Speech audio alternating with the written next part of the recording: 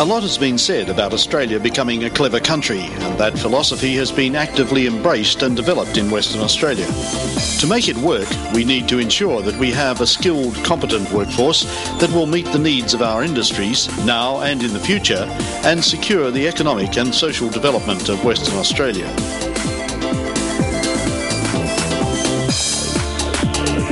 Science and technology must be applied in clever ways if we are to stay nationally and internationally competitive. That's why the state government established $1 million fund to underwrite the development of strategic links in research and innovation in the VET sector, the vocational education and training sector. The fund encourages the development of partnerships between industry and training providers to produce world's best practice research projects, commercial benefits for industry, and enhanced learning environments for students.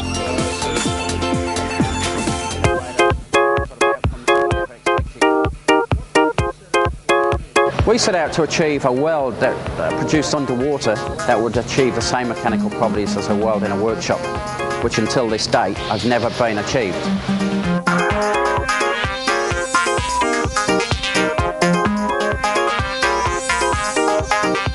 Difficulties, water is a problem with all welds. Even in a workshop, hydrogen content, hydrogen embrittlement, hydrogen is a real major problem. So you can understand that being underwater, you've got a lot of hydrogen. I think industry went about it the wrong way.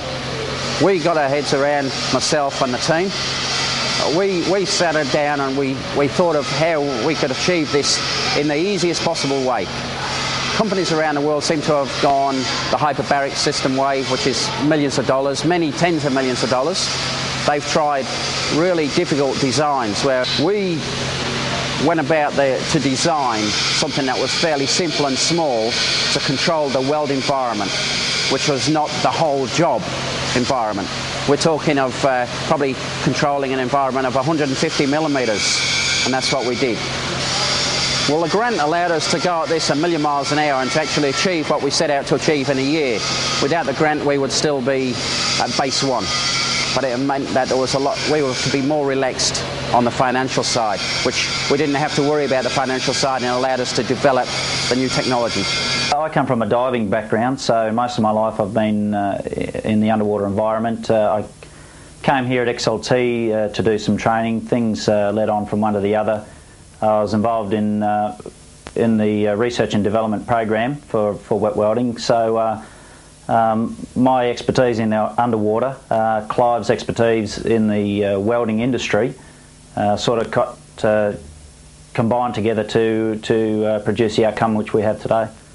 It appears to have changed, in my opinion, the whole outlook for underwater welding, the entire approach. There's a lot of dangers involved with deep sea, and this takes a lot of that away, and it also simplifies it. What we've actually done is just created a system which would encapsulate or enclose the actual welding arc and produce the perfect weld environment in which to weld, and thus giving us extremely good mechanical properties, much like on the surface.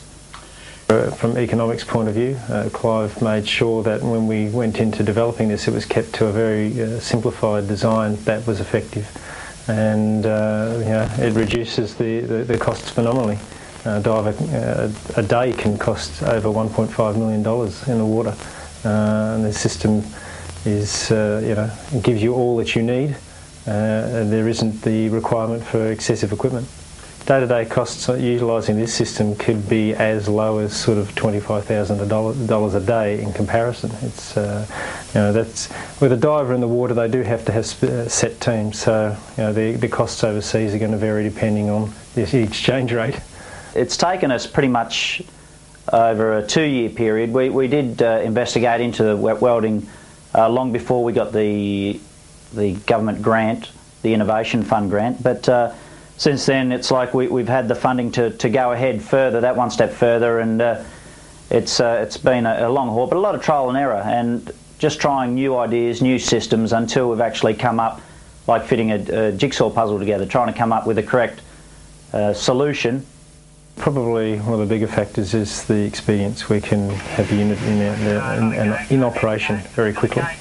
The amount of equipment that's sent down with the diver is minimal, thus reducing the risks.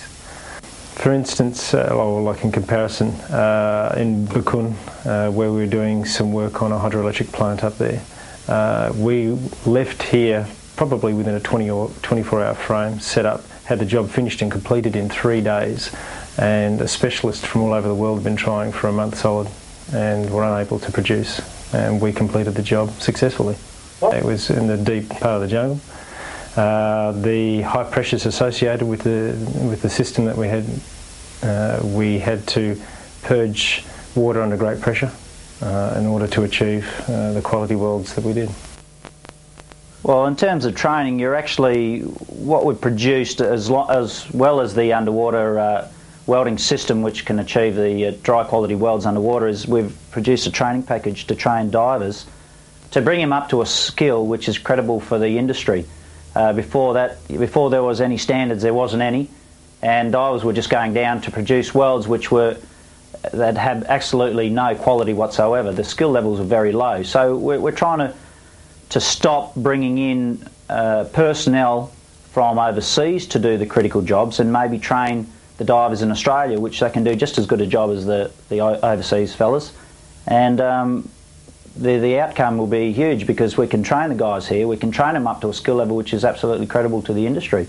I feel safe to comment here because I actually work with underwater robots that have come into the industry that have taken over the diver's place, and however, being able to work with them, I can still see there's a definite need for underwater welding performed by normal air divers and sat divers, and I can't see that being replaced in the immediate or near future. A diver has the ability to use his hands and eyes, whereas robots can be limited. However, they are very good, but they can be limited in performing things such as welding.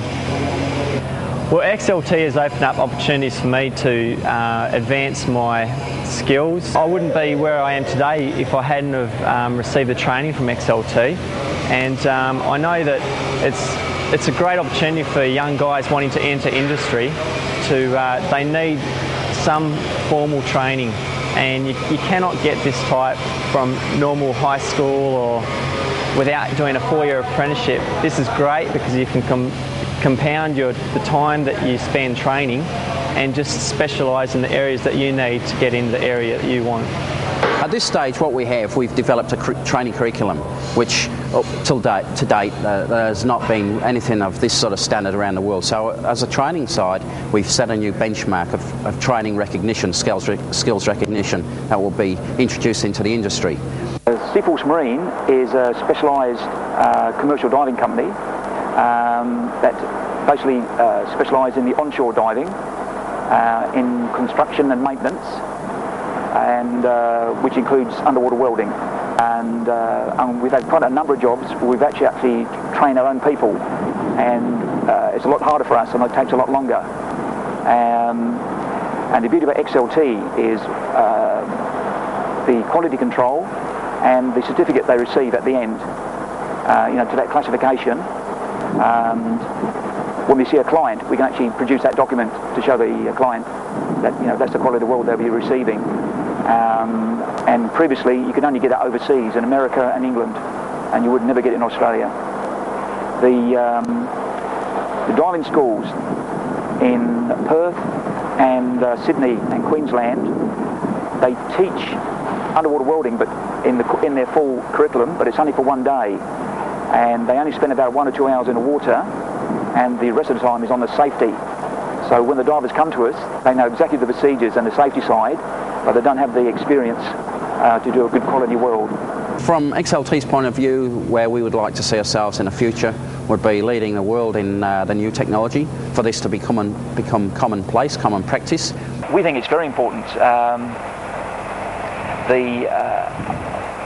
It's a very select market, and there is, I think, the initial cost for an outside organisation to pay for it, it'd be a little bit too high for them. So I think without government funding, it would never go ahead, and there wouldn't be any divers here with a ticket, that are trained in Australia to that standard. As you can see, the wet welding environment or any underwater sort of jobs, there is a lot of equipment which costs quite a bit of money to implement. Now you've got the time of the divers, the time of the supervisors, so you're not running just one person, you're running a team, and that costs a lot of money. Plus the equipment we use is, you're forking out, in the tens of thousands, hundreds and thousands of dollars to actually even begin a program. Once it's running, then you've just got the running cost, but that initial setup fee of trying to do it all, it's quite high. For the future, the outcome will be very good. We're at this stage where we're negotiating the future sort of implementation of this technology out into the industry to maximise its full potential, where I feel that if we had taken this on our own, we'd probably be not quite as well positioned to market this on a global aspect. I think it was very important because they saw the vision that we had, and I think deep down they knew that we were going to succeed because the way we produce all our training is with expertise. Now, may it be with this here or in the training industry itself, and I think they knew that we could come up with something. It's far-reaching, it's totally global, totally in every continent in the world.